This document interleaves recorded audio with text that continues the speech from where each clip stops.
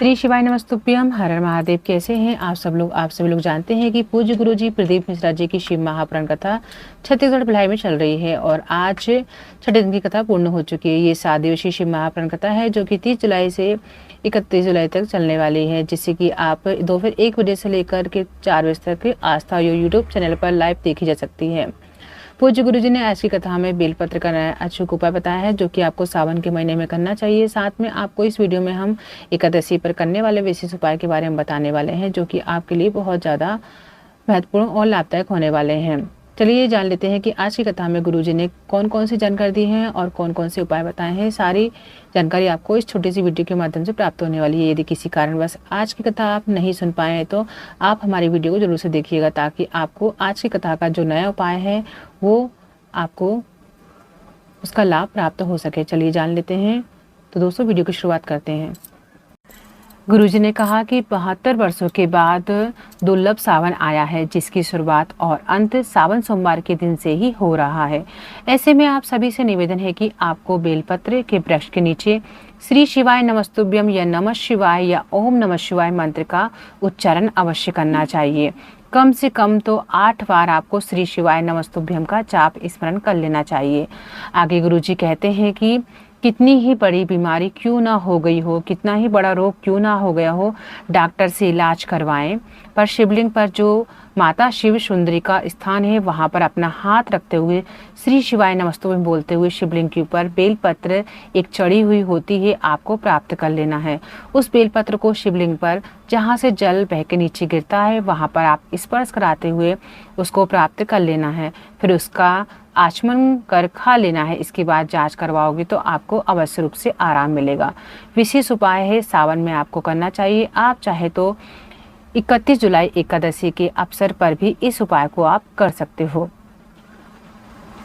गुरुजी ने सावन की एकादशी में हरिओम जल शिवलिंग पर अर्पित करना है। संतान प्राप्ति, एग्जाम में सफलता के लिए उद्देश्य में मन रखकर आप जल अर्पित करेंगे, निश्चित ही पूर्ण होगा। हरिओम जल शिवलिंग पर अर्पित करने से पहले गुरुजी ने एक बेलपत्र माता अशोक सुंदरी के स्थान पर अर्पित करने को कहा है। बेलपत्र आप इस तरह से रखेंगे कि डंडी का जो भाग होगा वो शिवलिंग की ओर होना चाहिए, पत्ती का जो भाग है जलाधारी की ओर होना चाहिए। हरिओम जल अर्पित करना है। जैसे पूजन में हम गणेश भगवान के साथ शुरुआत करते हैं, जल चढ़ाते समय गणेश भगवान के साथ आपको शुरुआत करनी है। मतलब जब आप हरिओम जल को अर्पित करने की शुरुआत करोगे तो आपको गणेश भगवान के स्थान से करना है जो शिवलिंग पर होता है। सबसे पहले हम शिवलिंग पर आपको बता देते हैं कि सबसे पहले हम माता अशोक सुंदरी पर बेलपत्र रखेंगे। उसके बाद में वहां पर आपको क्या करना है कि गणेश जी स्थान और कार्तिक भगवान के पास में आपको जल चढ़ा देना है। शुरुआत करते हुए आपको शिवलिंग के चारों ओर घुमा देना है। आप वीडियो में देखकर समझ सकते हैं ओम की आकृति बन गई है। आपको भी इस प्रकार से जल अर्पित करना है। संतान प्राप्ति, रोग मुक्ति, एग्जाम में सफलता के लिए जिस उद्देश्य को मन में रखकर आप हरिओम वाला जल शिवलिंग पर अर्पित करेंगे, भगवान महादेव आपकी मनोकामना को अवश्य पूरा करेंगे। सावन के महीने में हरिओम वाला जल अवश्य चढ़ाएं। और एकादशी है 30 जुलाई को, 31 जुलाई को, तो आप इस दिन आप इसका लाभ प्राप्त कर सकते हैं। दोस्तों आज की वीडियो में इतना ही। आशा करते हैं कि आपको वीडियो पसंद आई। वीडियो को लाइक शेयर जरूर कर दीजिएगा। चैनल को सब्सक्राइब जरूर से कर दीजिएगा। हर हर महादेव। श्री शिवाय नमस्तुभ्यम। गुरुजी ने कहा कि एक बेटी ने पत्र के माध्यम से पूछा, हम जिस गांव में रहते हैं वहां पर 7 वालों ने जाना बंद कर दिया। वह दूसरी जगह जाने लगे और कहीं और जाना शुरू कर दिए। गांव में बहुत ही कम लोग थे जो मंदिर जाते थे।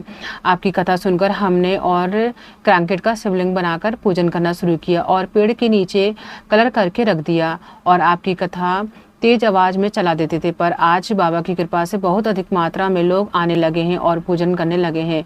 तो आपसे पूछना चाहती हूँ कि उस क्रांकेट के शिवलिंग का पूजन हमें फल मिलेगा? तो गुरुजी ने कहा हाँ बिल्कुल मिलेगा, क्योंकि जब आप आसमान में शिवलिंग के दर्शन कर लेते हो तो बादल में शिवलिंग के दर्शन हो जाते हैं। किसी पेड़ के नीचे शिवलिंग के दर्शन कर लेते हो तब भी आपको उसका फल मिलता है, लाभ प्राप्त होता है। आगे गुरुजी ने कहा कि तुम्हारे घर में धन की कमी होगी, चल जाएगा। धन की कमी होगी तो बच्चा खिलौने के लिए रोएगा, गाड़ी के लिए रोएगा, रोटी खाओगे चल जाएगा। पर यदि आपके घर में संस्कारों की कमी होगी तो वह नहीं चलेगा। आगे गुरुजी कहते हैं कि कई बार ऐसा लगता है कि हमें कहीं भी शिवलिंग के दर्शन होते हैं।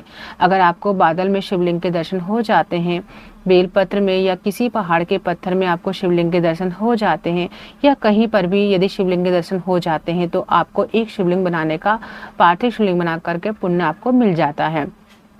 कई बार हमें ऐसी जगहों पे पानी में आकृति बनी हुई शिवलिंग की तरह दिखाई देती है या बादल में भी दिखाई देती है, वे आपको एक पार्थिव शिवलिंग बनाने के पुण्य के बराबर फल आपको प्राप्त होता है। आगे गुरुजी कहते हैं कि आर्थिक स्थिति अच्छी हो या ना हो चले, पर मानसिक स्थिति ठीक होना चाहिए, आवश्यक है। घर में बहुत पैसा हो गया है पर बच्चे गलत लत में पड़ गए हो तो वह सब धन व्यर्थ है। आगे गुरुजी कहते हैं कि 2 अगस्त को पूरी दुनिया के लोग ऑनलाइन शाम के समय 7 बजे ऑनलाइन पार्थिव शिवलिंग की पूजा अर्चना करेंगे।